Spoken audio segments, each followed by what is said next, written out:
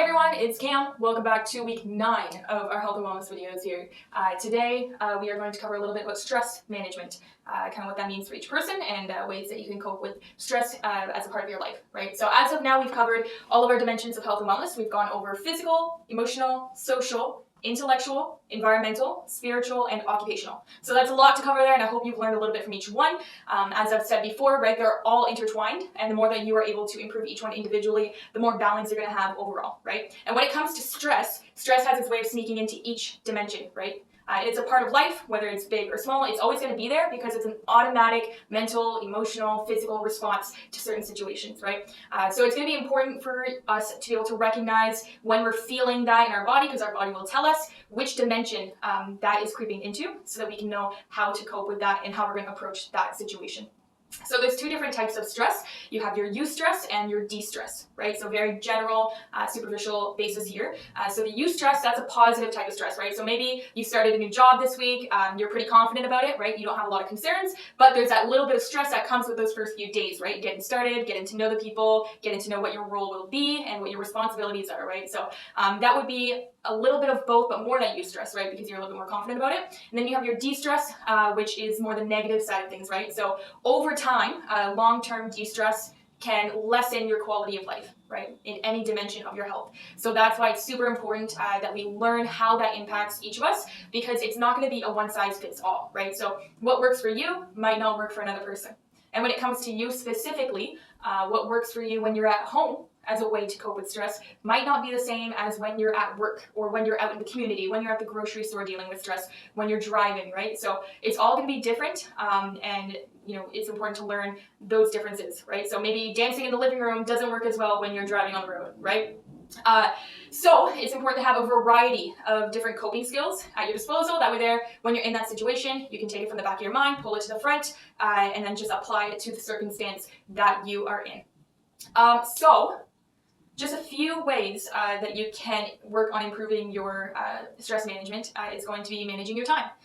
So maybe you're someone who thrives on being spontaneous, then this tip might not be for you, but that's fine. So managing your time can make a massive difference in your day-to-day, right? So whether you have a planner on your screen or on paper in front of you, I'm a paper person, I like to have my book, and you can write in all of your appointments, right? Whatever it is that you're doing through the day, so you can actually visualize where you're gonna fit in time for you, or whatever it is, right? So you have a structure to your day, and you don't have to stress about when you're gonna do what, because you know that it's all there and it's all planned out, right?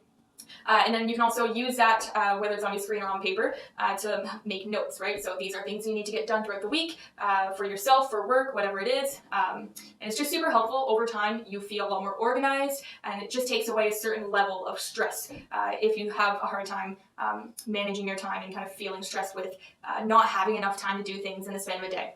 Another one is going to be improving your personal relationships, right? So maybe you have a close relationship right now that's not very healthy, and that could be impacting your life, because maybe it's someone that you really care about and you usually do have a healthy relationship with them, but there seems to be some tension there, and maybe you've been avoiding a conversation, right?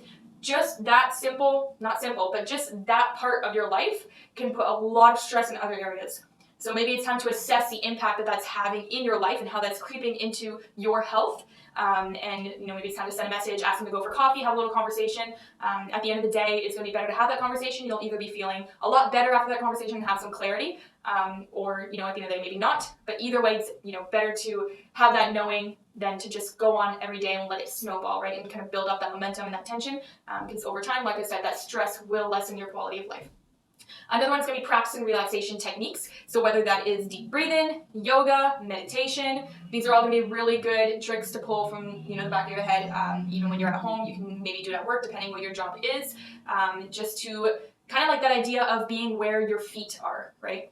So if you're in a certain situation and you're stressed about maybe something that happened that maybe doesn't even matter anymore, or something that will happen that isn't going to have a big impact on your life overall, but you're stressing about it in the moment, reminding yourself to be where your feet are. So when I say that, I mean being present. When you're focused on the here and now, it's a lot harder to ruminate and think about the past or about the future, right? So for example, if you're in a workout, right, and you're thinking about something that happened before, something that's going to happen, remind yourself to be where you are and focus on whatever move that you're doing, your breathing techniques during that move, the form that you're using, or whatever it is, whether you're at work or you're hanging out with your friends, right?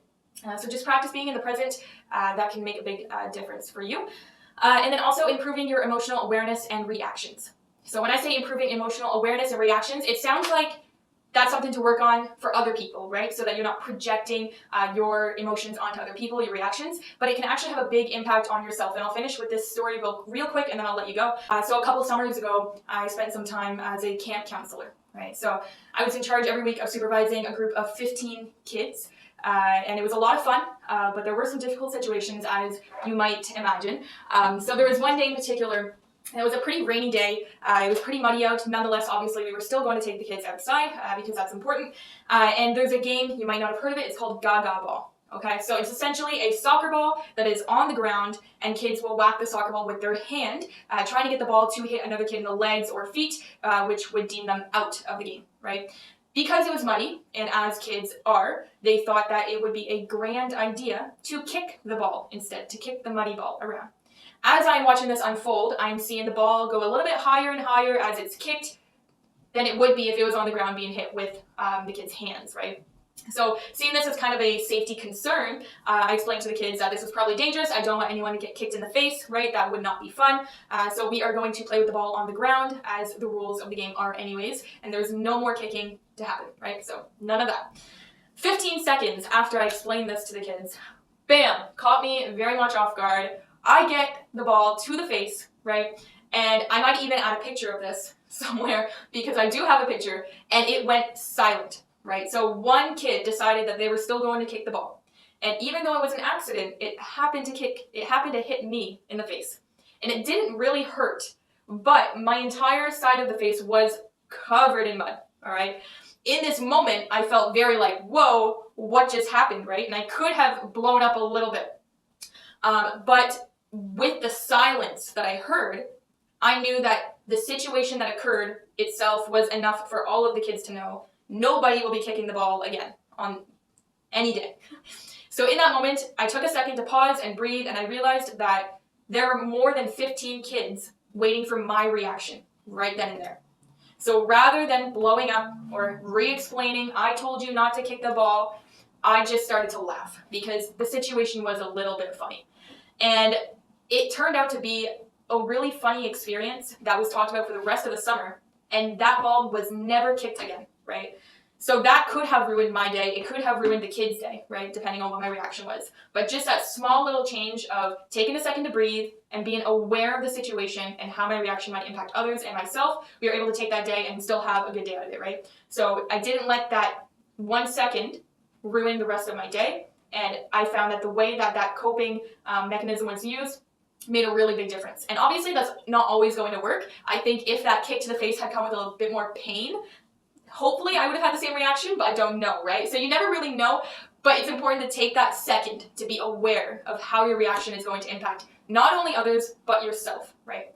So at the end of the day, it was still a good day, and that is the story. So just the gist of it, work on improving our emotional awareness and reactions, right? All right, that is all I have for you today. So I hope you have a great week, and we will see you next week for week 10. Have a great one.